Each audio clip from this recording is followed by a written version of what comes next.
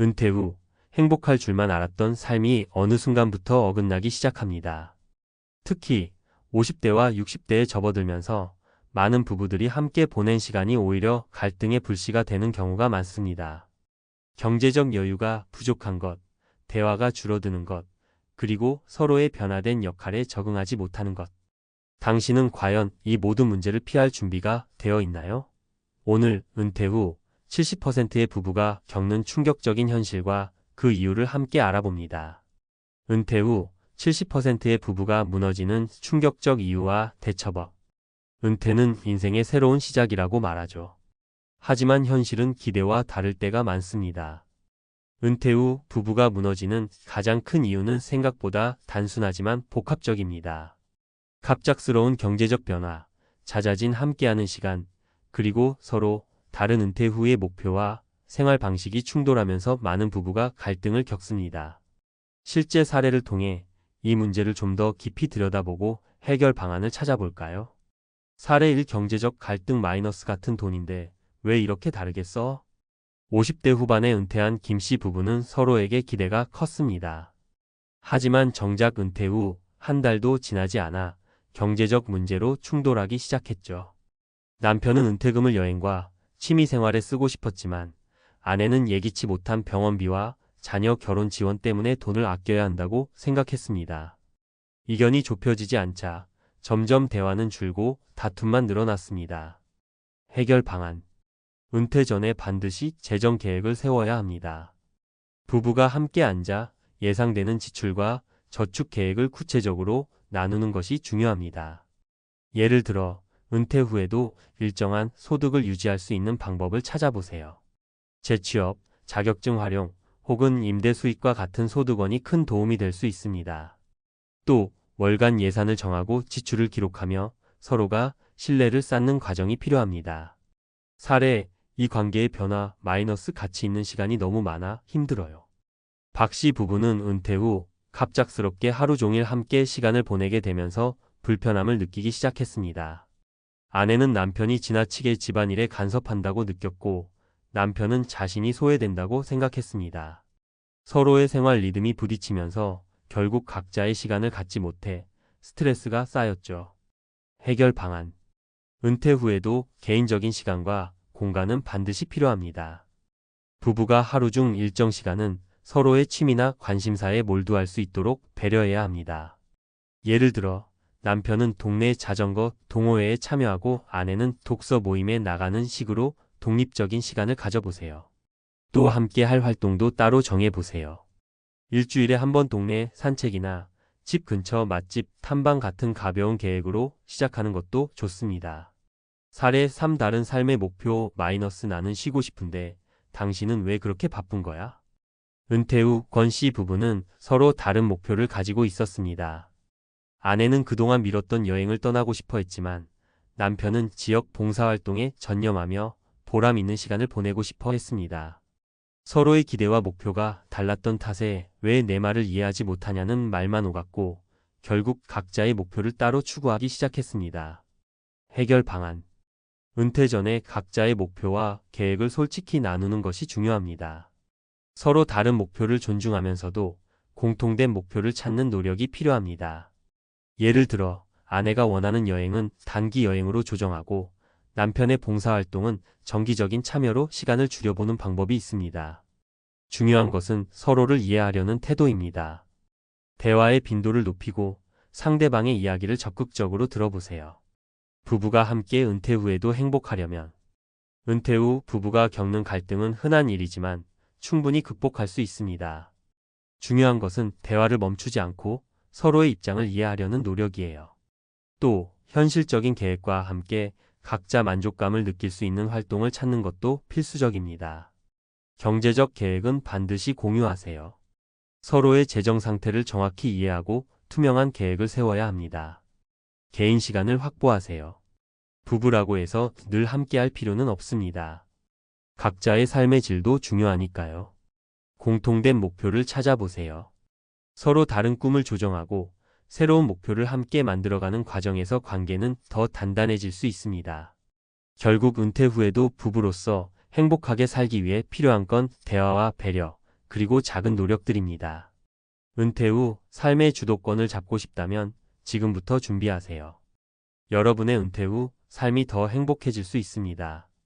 전문가 칼럼 은퇴 후에도 흔들리지 않는 부부 관계를 위한 실질적인 조언. 은퇴 후에 부부가 함께 새로운 삶을 시작하는 것은 기대와 설렘을 안겨주지만 동시에 큰 도전이기도 합니다. 갑작스러운 변화는 예상치 못한 갈등을 불러일으키곤 하죠. 그렇다면 어떻게 하면 은퇴 후 부부 관계를 지키고 더 나아가 더욱 끈끈한 파트너십을 만들어갈 수 있을까요? 오늘은 전문가의 시선으로 이 문제를 깊이 들여다보고 실질적인 해결책을 제안해 드리겠습니다. 1. 경제적 충돌을 줄이는 법. 돈 이야기는 빨리 그리고 자주 하세요. 가장 많은 갈등을 일으키는 것은 바로 돈입니다. 은퇴 후에는 소득원이 줄어들기 때문에 지출 관리가 필수적입니다. 문제는 돈에 대한 이야기를 꺼내기가 쉽지 않다는 점이죠. 돈 이야기는 종종 민감하고 감정적으로 받아들여질 수 있습니다. 그러나 경제적 충돌을 줄이기 위해서는 돈 이야기를 일찍 시작해야 합니다. 해결책. 재정회의 시간 정하기. 부부가 주기적으로 함께 앉아 은퇴 자금과 지출 계획을 점검하는 시간을 가지세요. 예를 들어 매월 첫째 주 일요일 저녁에 차 한잔 하며 재정을 논의하는 식으로요. 지출 카테고리 나누기. 각자 꼭 필요하다고 생각하는 항목을 나누고 공통 지출과 개인 지출을 명확히 구분하세요. 이 방식은 각자의 우선순위를 존중하면서도 협력할 수 있는 기회를 줍니다. 비상자금 마련하기. 예기치 못한 상황에 대비할 비상자금을 따로 만들어 불안감을 줄이는 것도 중요합니다. 내일을 위한 안전망이 있다는 믿음이 갈등을 줄여줍니다. 2. 함께 보내는 시간의 질을 높이는 법. 같은 공간, 다른 시간의 가치를 인정하세요. 은퇴 후에는 하루 종일 함께 있는 시간이 늘어나죠. 처음에는 행복할 것 같지만 시간이 지나면 갈등의 씨앗이 될 수 있습니다. 왜 이렇게 간섭이 많아졌지? 라는 생각이 들거나 대화가 부족하네라고 느끼는 경우가 많습니다. 문제의 핵심은 서로의 공간과 시간을 존중하지 않는 데 있습니다. 해결책. 개인적인 루틴 만들기. 부부 각자가 즐길 수 있는 개인 시간을 만들어 보세요. 예를 들어 남편은 아침에 산책을 나가고 아내는 그 시간에 독서나 요리를 즐기는 식으로 말이죠. 새로운 공통 취미 찾기. 부부가 함께 즐길 수 있는 새로운 취미를 찾는 것도 좋습니다. 예를 들어 요즘 유행하는 라탄 공예나 사진 촬영 같은 간단한 활동도 괜찮습니다. 적당한 거리 두기. 하루 종일 모든 시간을 함께 보내기보다 각자의 공간에서 자신만의 활동을 할 수 있는 환경을 만들어 보세요. 같은 공간에서 다른 일을 하는 것만으로도 긴장감이 줄어듭니다. 3. 서로 다른 은퇴 후 목표를 맞추는 법. 서로의 이야기를 끝까지 들어주세요. 은퇴 후 부부의 목표가 다르면 갈등이 생깁니다. 한쪽은 전원 생활을 꿈꾸고 다른 한쪽은 도시에서 편리한 생활을 원하는 상황이라면 서로가 단절되기 쉽죠. 여기서 중요한 것은 대화를 통해 서로의 꿈을 이해하고 조율하는 과정입니다. 해결책. 꿈을 적어보기. 각자 원하는 은퇴 후의 삶을 글로 적어보고 이를 교환해 서로의 생각을 알아가는 시간을 가지세요. 글로 표현하면 감정적인 대립을 피할 수 있습니다. 타협점 찾기. 예를 들어 전원 생활을 원하면 주말에 농장을 가고 평일에는 도시에서 지내는 혼합 방식을 고려할 수 있습니다. 전문가 상담 활용. 때로는 외부의 도움이 필요할 수도 있습니다. 부부 상담이나 재정 전문가와의 상담을 통해 서로의 목표를 조정하는 것도 좋은 방법입니다. 마무리하며 은퇴 후에도 단단한 관계를 유지하려면 은퇴 후의 부부 생활은 새로운 시작입니다.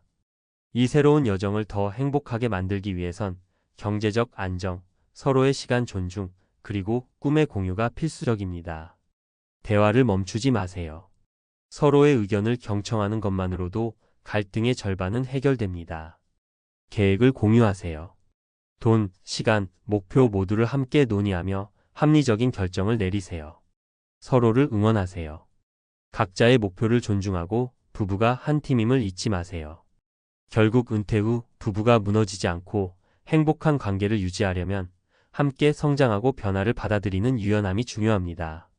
지금부터 준비하고 실천한다면 은퇴 후의 삶이 지금보다 훨씬 더 따뜻하고 풍요로워질 것입니다. 여러분의 은퇴 후 인생, 부부가 함께 만들어가는 가장 멋진 작품이 되길 바랍니다.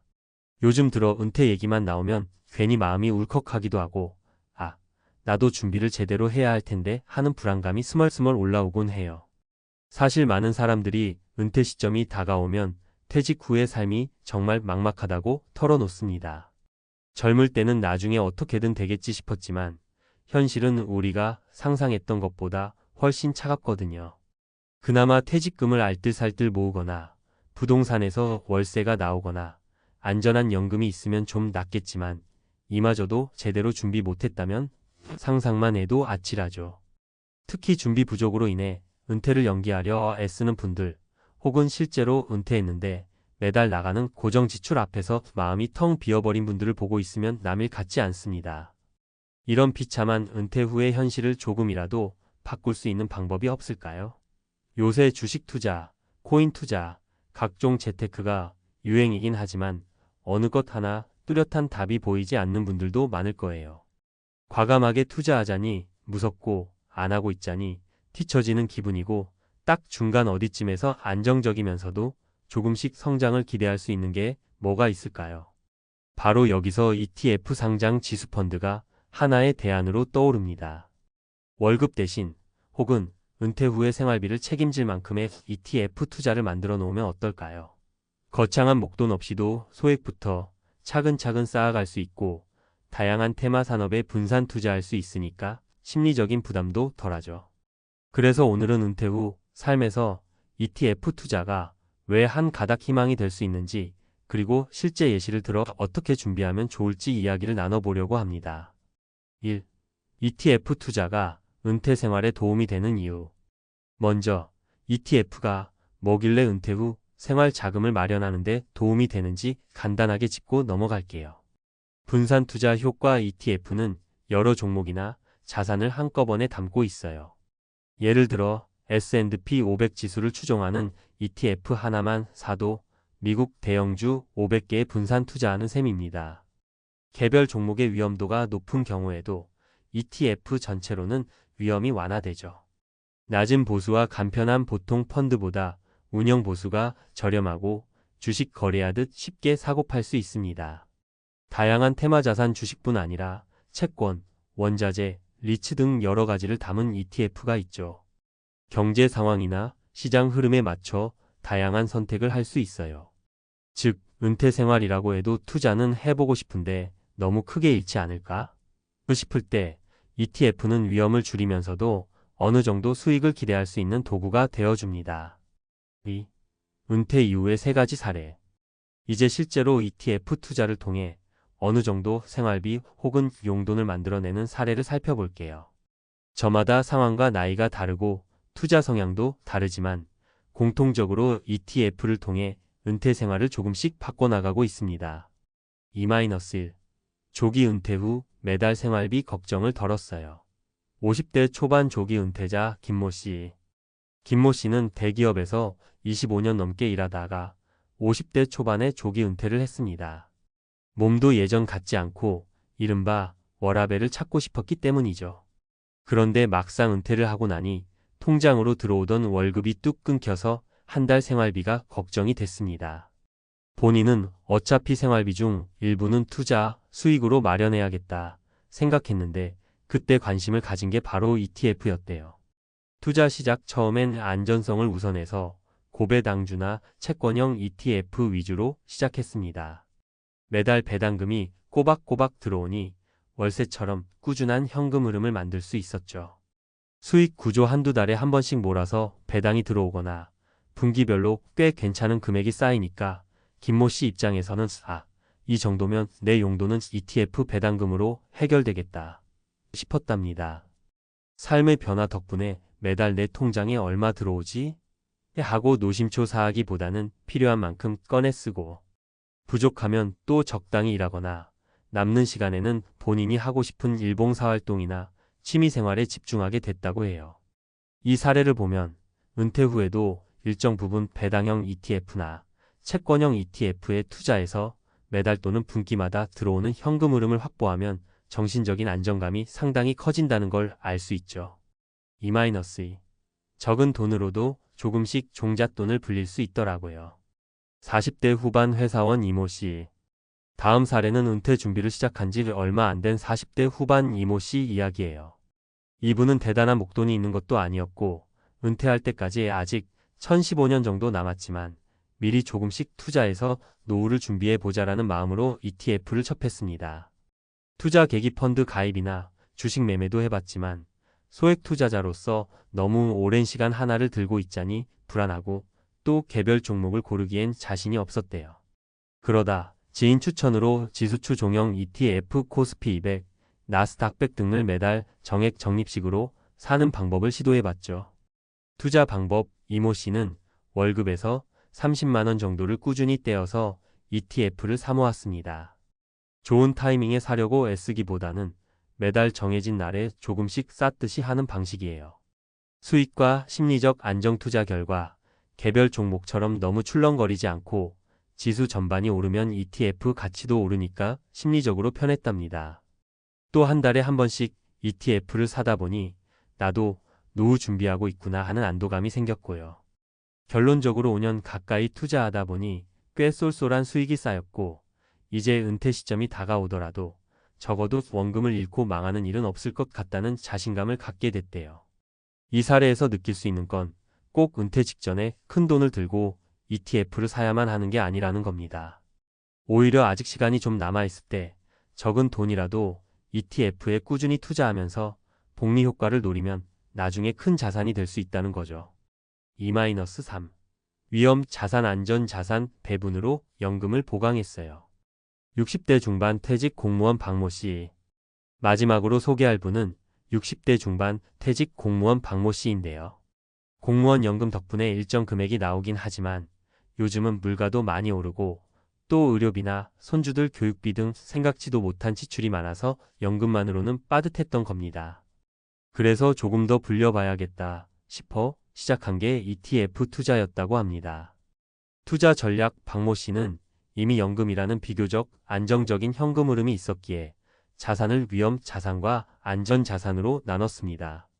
가령 해외 주식형 ETF와 채권형 ETF를 적절히 섞고 금이나 은 같은 원자재 ETF도 소액으로 분산 투자한 거죠. 리밸런싱. 매달 혹은 분기마다 포트폴리오 비율을 체크해서 지나치게 올라간 자산은 일부 매도하고 가격이 조정된 자산을 매수하는 식으로 균형을 맞췄습니다. 결과와 의회 어르신들이 잘 모르는 거에서 괜히 손해보는 거 아니냐는 주변의 우려도 있었지만 장기적으로 보면 채권형 ETF가 상대적으로 안전하게 일정 수익을 주고 주식형 ETF도 세계 증시가 오를 때는 꽤 높은 이익을 안겨줬다고 해요. 이분은 연금 이외에 내게 맞춘 여러 자산군에 분산 투자하니까 마음 편히 은퇴 생활을 즐길 수 있었다고 하더라고요. 이 사례를 통해 공무원 연금, 국민연금 등 어느 정도 연금 기반이 있는 경우에도 ETF를 활용해 추가적인 수익원과 자산 방어책을 마련할 수 있다는 점을 알 수 있습니다. 3. ETF 투자 시 주의할 점과 팁. ETF가 마냥 안전하기만 한 건 아니에요. 분명 시장이 크게 출렁이면 ETF도 함께 흔들립니다. 그래서 은퇴 후 삶을 위해 ETF 투자를 고려하는 분들은 몇 가지는 꼭 염두에 두시면 좋습니다. 분산의 분산. 아무리 ETF가 분산 투자 효과를 준다 해도 특정 테마나 특정 국가에 올인하는 ETF만 잔뜩 들고 있으면 위험도가 올라갑니다. 주식형 채권형 원자재 부동산, 리츠 등 다양한 범주에서 ETF를 골고루 담는 걸 고려해 보세요. 투자 목적과 기간 설정. 나는 매달 배당금을 노리고 싶다면 배당형 ETF 중심으로, 장기적으로 꾸준히 자산을 키우고 싶다면 성장형 ETF 중심으로 접근해 보세요. 언제 얼마가 필요한지에 따라 전략이 달라져야 합니다. 장기 투자 마인드. 단기간에 큰 돈을 벌고 싶다고 ETF를 데이트레이딩 하듯이 사고 파는 건 비추천입니다. 은퇴 후에는 안정성이 더 중요하니까요. 적어도 몇 년간 묵혀둔다는 생각으로 접근하는 편이 좋습니다. 리밸런싱 습관. 분산 투자를 해도 계속 가만히 두는 게 무조건 좋은 건 아니에요. 6개월 혹은 1년에 한 번씩 내 투자 비중이 내 목표에 맞게 맞춰져 있는지 확인하고 비중 조절을 해주는 게 좋습니다. 중장기 계획 수립. 은퇴 후 당장 생활비가 급하다고 목돈을 ETF에 몰아넣고 손실을 보면 더 힘들어집니다. 미리미리 중장기 계획을 세우고 당장 필요한 자금 생활비, 비상금 등과 투자 자금을 확실히 분리해야 하죠. 4. ETF가 주는 희망. 나에게 맞는 방식으로 꾸준히. 사실 은퇴 준비라는 게 생각보다 어렵고 복잡해 보이지만 중요한 건 하루라도 빨리 시작하는 것이라는 점이에요. 막연하게 언젠가 퇴직하면 뭘 하지 고민만 하는 것보다 지금부터 소액이라도 ETF에 투자해서 내가 원하는 은퇴 생활을 구상해보면 어떨까요? 혹시나 아직 직장 생활을 하고 있다면 적금 대신 ETF 적립식 투자도 좋은 방법이 될 수 있어요. 이미 은퇴하셨다면 본인의 생활비 규모나 연금액을 감안해서 여유자금 일부를 ETF에 넣어두고 배당이나 채권이자 등으로 플러스 알파를 노려볼 수 있습니다. 물론 은퇴 이후에도 일할 수 있는 기회가 있다면 그것 또한 큰 자산이에요. 하지만 건강 문제나 취업 환경, 나이를 고려하다 보면 여의치 않은 경우가 많죠. 그렇기에 미리미리 ETF 같은 투자 방법을 익히고 자산을 굴리면서 내 삶을 보탤 수 있는 다양한 시나리오를 준비해두는 게 중요하다고 생각해요. 마무리하며 월급 대신 ETF로 살아남기라고 하면 조금 거창하게 들릴 수도 있지만 실제로는 그렇게 어려운 일이 아닙니다. 누구나 처음은 작은 돈부터 시작할 수 있고 은퇴 후 어느 시점에든 내 필요와 목적에 맞게 ETF 종목을 고르고 배분 전략을 짜서 실천하면 됩니다. 은퇴가 가까워질수록 아이고 이제 난 끝장이야 하는 불안감이 엄습하곤 하잖아요. 그런데 ETF 투자라도 조금씩 해두면 그래도 매달 들어오는 배당금이든 분기마다 오르는 투자 수익이든 내가 그래도 뭔가 하고 있구나 싶어서 마음이 한결 가벼워집니다. 은퇴 후의 비참한 현실 속에서도 희망을 이어갈 작은 불씨가 될 수 있는 거죠. 물론 ETF가 마법 같은 해결책은 아니고 시장 상황에 따라 오르내림이 있지만 적절한 분산과 장기 투자 원칙을 지킨다면 기대 이상으로 든든한 자금줄이 될 수 있어요. 우리 모두 오늘부터라도 은퇴 후의 삶을 구체적으로 그려보고 월급 대신 ETF 배당금이나 수익금으로 살아남는 멋진 시나리오를 써보는 건 어떨까요? 어느 날 월급보다 더 큰 투자 월급을 받고 있는 나 자신을 발견하게 될지도 모르잖아요. 그러니 겁먹지 말고 조금씩 공부도 해보고 작은 금액부터 ETF 투자를 시도해보세요. 은퇴 후 삶이 기약 없이 불안한 그림이 되느냐 아니면 내가 직접 그려나가는 새로운 기회가 되느냐는 결국 나의 첫 발걸음에 달려있다고 봅니다. 누구에게나 준비가 필요하니까요. 오늘 이 글이 여러분들에게 작은 용기가 되길 바랍니다. 퇴직을 앞둔 순간 우리는 보통 자유를 꿈꾸며 한숨을 돌리곤 합니다. 그러나 많은 사람들이 생각하는 것과 달리 은퇴 후의 삶은 그저 평화로운 휴식의 연장이 아닙니다. 실제로 많은 공무원들이 은퇴 후 갑작스러운 삶의 변화에 직면하며 예상치 못한 어려움과 절망을 경험합니다. 퇴직 전까지는 안정적인 직장과 규칙적인 생활에 익숙해져 있었지만 그 후에는 갑작스러운 시간의 여유와 소득의 감소가 큰 충격으로 다가옵니다. 은퇴 후 삶에 대한 준비가 부족했다면 그 충격은 더욱 커질 수밖에 없습니다. 이번 이야기는 은퇴를 준비하지 못한 공무원이 은퇴 후 겪은 비참한 현실을 통해 여러분이 나아가야 할 길을 다시 한번 돌아보게 합니다. 은퇴 후의 삶, 그 참혹한 진실을 함께 들여다보겠습니다. 퇴직 후 절망에 빠진 공무원, 은퇴가 가져온 참혹한 이야기를 공개합니다. 퇴직은 많은 사람들에게 자유를 상징합니다. 한참을 고생해온 직장 생활이 끝나고 이제는 자신의 시간을 마음대로 쓸 수 있는 시기가 온다고 생각하면 마치 꿈 같은 일이죠. 하지만 현실은 생각보다 훨씬 더 냉혹할 수 있습니다. 특히 공무원처럼 안정적인 직장에 다녔던 사람들은 은퇴 후 충격적인 변화를 경험하게 되는데요. 은퇴가 가져온 비참한 현실, 그 이야기를 들려드리려고 합니다.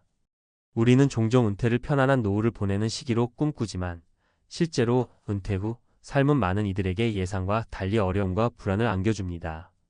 특히 은퇴 준비가 부족하거나 퇴직 후 새로운 삶에 대한 준비가 되어 있지 않으면 그 충격은 엄청날 수 있습니다. 이번 글에서는 은퇴 후 겪을 수 있는 참혹한 현실을 3가지 사례를 통해 살펴보겠습니다. 1. 안정적인 직장에서의 은퇴, 그 끝에 닥친 고립감. 최병철 씨가 겪는 30년 가까이 공무원으로 일했습니다. 그리고 마침내 정년 퇴직을 맞이했습니다. 주변 사람들은 그를 축하하며 이제 자유로운 삶이 기다리고 있다고 말했지만 그의 마음은 여전히 무겁기만 했습니다. 퇴직 후 그는 처음에는 친구들과의 만남, 여행, 그리고 그동안 하지 못했던 취미 생활을 꿈꾸었죠. 하지만 시간이 지나면서 그는 점차 고립감을 느끼기 시작했습니다. 그의 하루는 더 이상 출퇴근으로 채워지지 않았고 사람들과의 소통도 줄어들었습니다. 주변의 친구들도 각자의 삶을 살아가고 가족들은 자신만큼 퇴직 후에 대한 고민을 하지 않았습니다. 그는 자신만의 시간을 가지려고 했지만 마음 한구석에서 공허함과 외로움을 떨쳐낼 수 없었죠. 이전까지는 직장에서 나를 기다리는 일이 있으면 좋겠다고 생각했지만 이제는 아무것도 할 일이 없어졌다는 현실이 그를 괴롭혔습니다. 이처럼 은퇴 후 고립감을 느끼는 경우는 생각보다 흔합니다. 평생을 공직에 몸담고 그 안에서의 소통과 역할에 익숙해진 사람들이 은퇴 후 갑자기 자유를 얻고 나면 오히려 그 자유가 두려움으로 다가오는 경우가 많습니다. 2. 경제적 불안, 준비되지 않은 노후의 그림자. 정수영 씨가 겪는 젊은 시절부터 항상 안정적인 직장을 꿈꾸며 공무원 시험에 합격하고 35년을 한 직장에서 근무한 후 은퇴를 맞이했습니다. 그리고 그는 퇴직 후에 자유롭게 여행을 다니고 여유롭게 시간을 보낼 계획을 세웠습니다. 하지만 그가 직장에 다니던 시절 항상 안정된 월급을 받으며 살아왔기 때문에 은퇴 후 경제적 준비가 미비했던 것을 미처 깨닫지 못했습니다. 퇴직 후 그는 퇴직금을 포함한 자산으로 은퇴 생활을 시작했지만 예상치 못한 병원비와 생활비 증가로 급격하게 자산이 감소했습니다. 그동안 공무원 연금에 의존할 수 있다고 생각했지만 생활비와 여러 비용을 고려하면 예상보다 더 빠르게 자산이 줄어들기 시작했죠. 은퇴 후에는 수입이 일정하지 않고 급여가 일정하게 들어오지 않기 때문에 예상치 못한 지출에 대비하지 않으면 큰 어려움을 겪을 수 있습니다. 이처럼 경제적인 불안은 은퇴 후 가장 큰 고민 중 하나입니다. 많은 사람들이 은퇴 전까지 연금과 퇴직금만 있으면 충분하다고 생각하지만 현실은 그렇지 않습니다. 특히 예상치 못한 비용들이나 질병, 가족의 도움을 필요로 하는 상황이 생기면 그 부담은 매우 커집니다. 3. 잃어버린 목적, 삶의 의미를 찾지 못한 은퇴 후의 방황. 김현정 씨가 겪는 공무원으로서 40년을 일한 후 은퇴를 맞이했습니다. 그녀는 퇴직을 앞두고 여러 가지 계획을 세웠습니다. 퇴직 후에 좋아하는 정원 가꾸기를 하고 책을 쓰고 친구들과 여행도 다닐 거야 라며 의욕에 가득 차 있었죠. 그러나 실제로 퇴직 후 첫 몇 달은 그리 평화롭지 않았습니다. 책을 쓴다던 계획도 시작하지 못했고 정원 가꾸기는 금세 지루해졌습니다. 그녀는 점점 자신이 무엇을 해야 할지 모르는 채 하루하루를 보냈습니다. 퇴직 후 처음에는 그저 놀고 싶은 마음에 어차피 이젠 자유니까 뭐든지 할 수 있다고 생각했지만 시간이 흐르면서 그 자유가 오히려 괴로움으로 변했습니다. 퇴직 전까지는 직장에서 맡은 일이 있었고 그 일에 따라 하루하루가 의미 있었지만 이제는 그 일이 사라지면서 삶의 목표나 방향을 잃어버린 듯한 느낌이 들었습니다. 이처럼 은퇴 후 삶의 목적을 잃어버린 채 방황하는 사람들도 많습니다. 특히 평생을 직장에서 일하며 살아온 사람들은 은퇴 후 어떤 일을 해야 할지 혹은 무엇이 자신에게 의미 있는 일인지 찾는 데 어려움을 겪을 수 있습니다. 은퇴 후 삶, 준비가 부족하다면? 이렇게 3가지 사례를 통해 알 수 있듯 은퇴 후 삶은 준비되지 않으면 예상치 못한 어려움에 직면할 수 있습니다. 은퇴를 앞두고 우리는 종종 이제 편히 쉬고 싶다는 생각에 빠지곤 합니다. 하지만 실제로 은퇴 후에는 외로움, 경제적 어려움, 삶의 목적 상실 등의 문제들이 우리를 기다리고 있다는 사실을 잊지 말아야 합니다. 그렇다면 은퇴 후 행복한 삶을 살기 위해선 무엇을 준비해야 할까요? 첫째, 경제적인 준비는 필수입니다. 단순히 연금과 퇴직금만으로는 부족할 수 있습니다. 은퇴 후 생활비를 충분히 계산하고 예상치 못한 지출에 대비하는 계획을 세우는 것이 중요합니다. 둘째, 은퇴 후에도 자신의 역할과 목적을 찾는 것이 필요합니다. 정해진 직장에서의 일이 사라지더라도 새로운 취미나 활동, 봉사활동 등을 통해 의미 있는 일을 찾아야 합니다. 이를 통해 삶의 목적을 부여할 수 있습니다. 셋째, 은퇴 후의 고립감을 피하기 위해서는 사회적 관계를 유지하는 것이 중요합니다. 친구나 가족과의 관계를 지속적으로 이어가며 새로운 사람들과의 만남도 적극적으로 시도하는 것이 도움이 됩니다. 결국 은퇴 후 삶은 준비된 만큼 더 행복하고 의미 있는 시간이 될 수 있습니다. 그 준비가 부족하면 은퇴 후의 삶은 절망과 후회로 가득할 수 있음을 명심해야 합니다. 퇴직 후 절망에 빠진 공무원, 은퇴가 가져온 참혹한 이야기를 공개합니다. 은퇴 후의 삶을 준비하면서 많은 사람들이 자유와 여유를 꿈꿉니다. 수십 년을 고된 직장 생활을 해온 사람들에게 은퇴는 그야말로 한 시대의 끝을 의미하고 새로운 시작을 기대하게 만드는 시기입니다. 그러나 문제는 이 자유와 여유가 예상했던 것과 전혀 다른 양상으로 다가올 때입니다. 특히 공무원이라는 안정적인 직장에서 은퇴한 사람들은 그 안정감을 떠난 후 은퇴 생활이 가져오는 현실적인 문제들에 직면하며 충격을 받곤 합니다. 이번 칼럼에서는 공무원 은퇴 후 실제로 겪을 수 있는 절망적인 현실과 은퇴 후에 발생할 수 있는 여러 가지 문제들에 대해 심도 있게 다뤄보려 합니다. 공무원들은 직장에서의 규칙적인 생활, 정해진 임금, 그리고 안정적인 연금 등으로 많은 사람들이 부러워하는 직업군입니다. 하지만 은퇴 후에는 이 안정적인 틀에서 벗어나 새로운 도전에 직면하게 됩니다. 그렇다면 공무원 은퇴 후 왜 이렇게 많은 사람들이 예상보다 더 큰 충격을 받게 되는 것일까요? 그 이유를 몇 가지 측면에서 살펴보겠습니다. 1. 은퇴 후 새로운 일상의 혼란. 퇴직을 앞두고 많은 공무원들은 이제는 내가 하고 싶은 대로 살 수 있다는 기대감에 부풀어 있습니다. 퇴직 후 시간을 어떻게 보낼지에 대한 계획을 세우지만 실상은 예상과 달리 매우 혼란스럽습니다. 퇴직 후 하루하루가 규칙적이지 않고 일정이 없다는 것만큼 큰 불안감을 느끼는 일이 없습니다. 30년을 넘게 공직에 몸담았던 김성호 씨가 겪는 퇴직 후 첫 며칠을 휴식과 여행으로 보내려고 했습니다. 하지만 시간이 지나면서 그는 점점 불안함을 느끼기 시작했습니다. 그는 자신의 시간을 어떻게 보내야 할지, 무엇을 해야 할지 몰랐습니다. 그렇게 한 달이 지나면서 김 씨는 점점 고립감을 느끼기 시작했습니다. 회사에서 일하며 주었던 일의 의무감, 그리고 정해진 시간 안에 해야 하는 업무들이 사라지고 나자 하루하루가 무의미하게 지나가고 있다는 생각이 들었습니다. 처음에는 자유로움이 반가웠지만 그것이 오히려 더 큰 불안과 우울감을 불러일으켰습니다. 직장에서의 역할이 없어지면서 삶의 목표와 방향을 잃어버린 느낌이었습니다. 그는 친구들이나 지인들에게 연락을 시도했지만 이미 그들 각자의 바쁜 일상에 맞춰져 있는 상황이었습니다. 그렇게 김 씨는 퇴직 후 자신이 느끼는 정체성 상실을 경험하게 되었습니다. 이러한 상황은 대부분의 공무원들에게서 볼 수 있는 현실입니다. 은퇴 전까지는 직장에서 맡은 역할이 분명하고 규칙적인 생활이 이루어졌습니다. 그런데 퇴직 후에는 그 모든 것이 사라지고 빈자리가 너무 크게 다가옵니다. 그 빈자리를 무엇으로 채워야 할지 모른 채 허전함만 가득한 하루하루를 보내게 되는 것입니다. 2. 경제적인 불안, 준비되지 않은 은퇴 후의 삶. 많은 사람들이 은퇴 후 경제적 안정을 위한 준비를 소홀히 합니다. 퇴직 전까지는 매달 일정한 급여를 받으며 살아왔고 공무원이라는 직업의 특성상 안정적인 연금도 보장받을 수 있기 때문에 은퇴 후에는 큰 경제적 어려움이 없을 것이라고 생각하는 경우가 많습니다. 하지만 현실은 그리 단순하지 않습니다.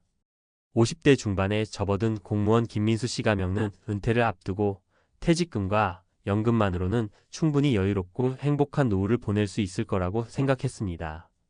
그러나 은퇴 후 첫 해의 예상보다 많은 지출이 발생하면서 상황은 급변했습니다. 건강이 악화되면서 병원비가 예기치 않게 증가했고 그동안 쌓아두었던 자산은 빠르게 줄어들기 시작했습니다. 또한 자녀들의 결혼식과 그에 따른 경조사 비용도 부담이 되었습니다. 연금이 일정하게 들어오긴 했지만 생활비를 감당하기에는 부족하다는 현실에 직면하게 되었습니다. 김 씨는 은퇴 후 경제적인 불안감을 해결하기 위해 여러 가지 방법을 고민했습니다. 그는 퇴직금의 일부를 투자했지만 이마저도 큰 수익을 얻지 못하고 자산은 계속해서 감소했습니다. 또한 연금 외에도 추가적인 소득을 얻기 위한 방법을 찾으려고 했지만 나이가 들어가면서 새로운 일을 시작하는 것도 쉽지 않았습니다. 결국 그는 생각보다 더 빨리 재정적인 어려움을 겪게 되었고 이를 해결할 방법을 찾는데 많은 시간을 소비하게 되었습니다. 이와 같은 경제적인 문제는 은퇴 후의 삶에서 매우 큰 비중을 차지합니다. 연금과 퇴직금만으로는 예기치 못한 지출이나 상황에 대비하기 어려울 수 있기 때문에 은퇴 준비는 경제적으로도 철저하게 이루어져야 합니다.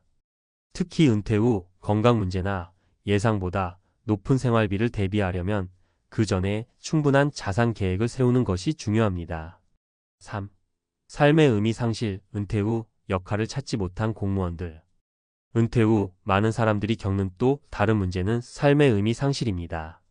공무원으로서 평생을 일해왔던 사람들에게 퇴직 후 삶은 많은 경우 정체성의 위기를 가져옵니다.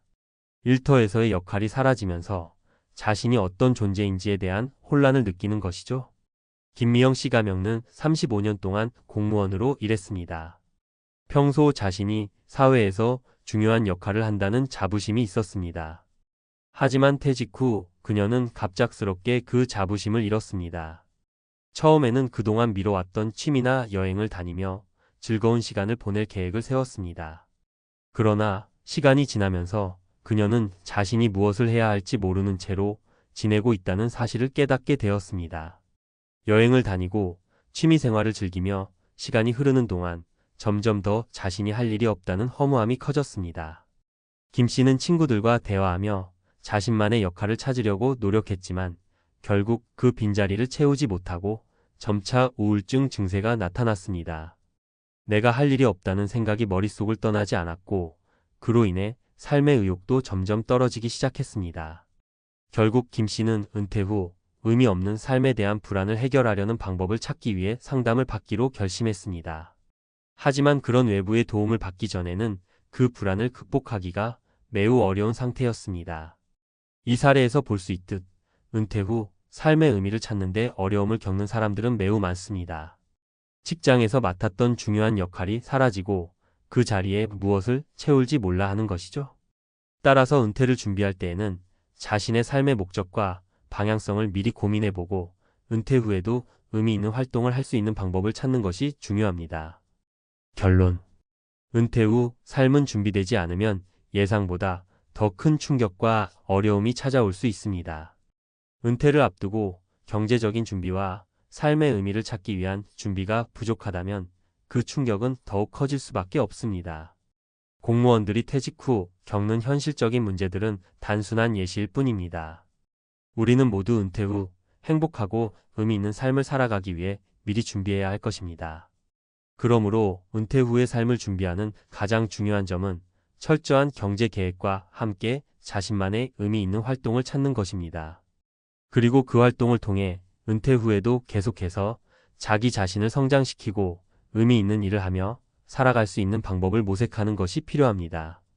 결국 은퇴 후 삶의 질은 준비된 만큼 결정되며 그 준비가 부족했다면 그 후의 삶은 고통스러울 수 있음을 명심해야 합니다. 단돈 6천만 원으로 평생 연금 만든다. SCHD의 기적. 정말 6천만 원만 있으면 은퇴가 가능할까요? 직장 생활을 하면서 누구나 한 번쯤은 은퇴 후를 걱정합니다. 특히 요즘 같은 고령화 시대에 은퇴 후 삶은 긴 터널과도 같죠. 퇴직 후 생계에 대한 고민이 깊어질수록 불안은 커집니다. 연금 하나만으로는 부족할 것 같고 그렇다고 큰 돈을 모으기도 어렵습니다. 이때 많은 사람들이 선택하는 방법 중 하나가 바로 배당주 투자인데요. 그 중에서도 특히 SCHD라는 ETF가 최근 은퇴를 준비하는 사람들 사이에서 화제가 되고 있습니다. 왜냐고요? 그 이유는 바로 안정적인 배당금 때문입니다. 적은 돈으로도 마치 연금처럼 꾸준한 현금 흐름을 만들어주는 것이죠. SCHD가 대체 무엇이길래 이렇게 주목받는 걸까요? SCHD는 미국의 대표적인 고배당 ETF로 미국의 안정적이고 배당 성향이 좋은 우량 기업에 투자하는 펀드입니다. 코카콜라, 펩시, 존슨앤존슨, P&G 같은 누구나 알만한 글로벌 기업들을 포함하고 있죠. SCHD는 연 평균 34%대의 꾸준한 배당 수익률을 유지해 왔으며 배당 성장률도 매년 증가하는 추세입니다. 즉, 한번 투자하면 시간이 흐를수록 배당금이 자연스럽게 늘어나게 됩니다. 여기서 궁금증이 하나 생기죠. 과연 6천만 원 투자로 충분할까? 네, 가능합니다.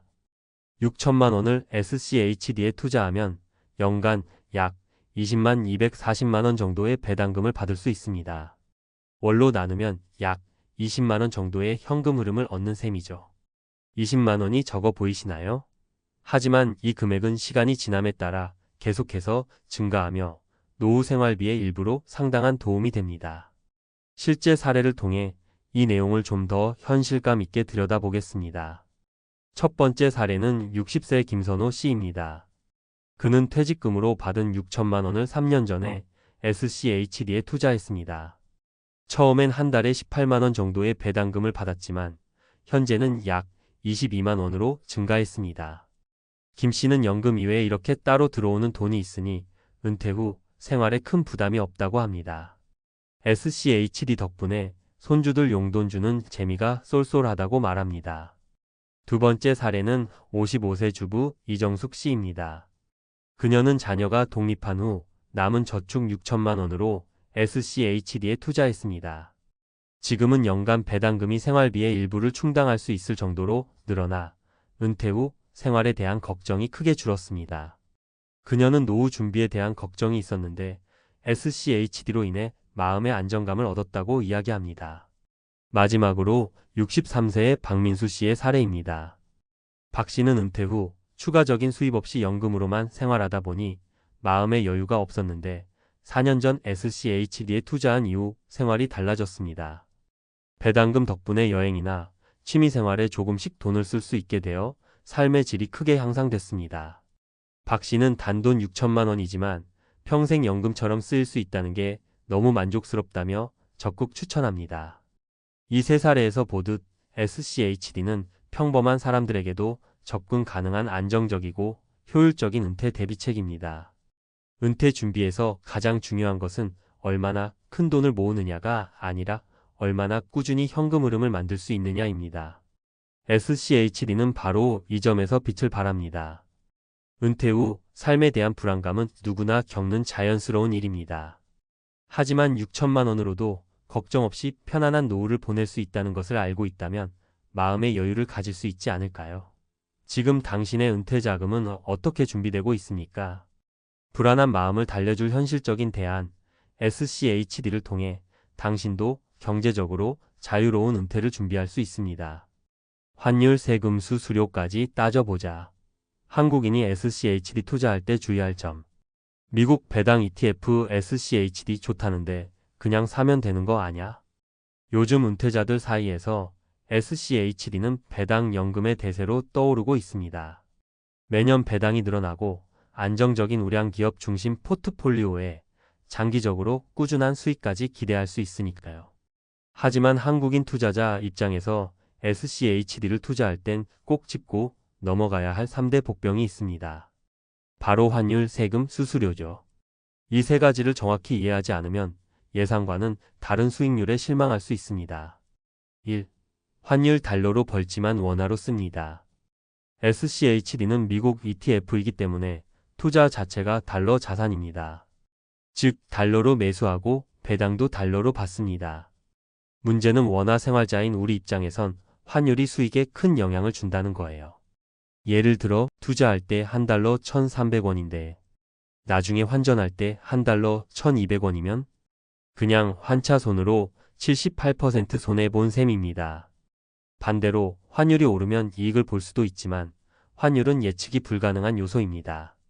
그래서 전문가들은 다음과 같이 조언합니다. 달러를 매달 분할 매수해 환율 리스크를 분산시키세요. 배당금은 재투자하고 환전은 급할 때만 하세요.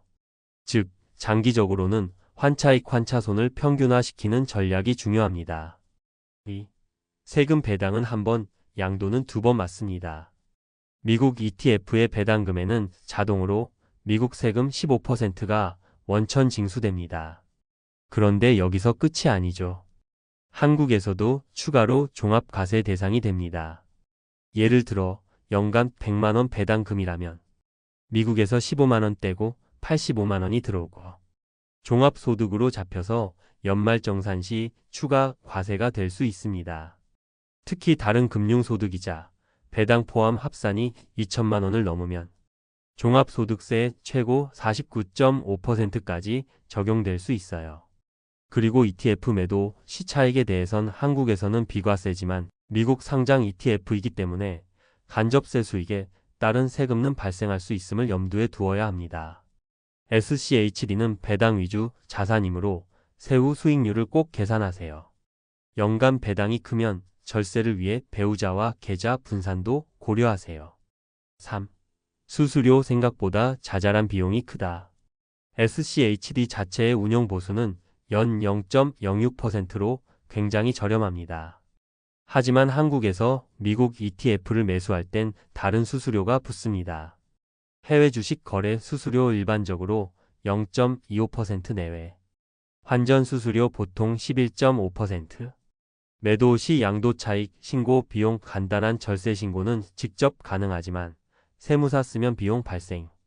이걸 모르고 덜컥 큰 금액을 투자하면 수익률이 꽤 깎여요.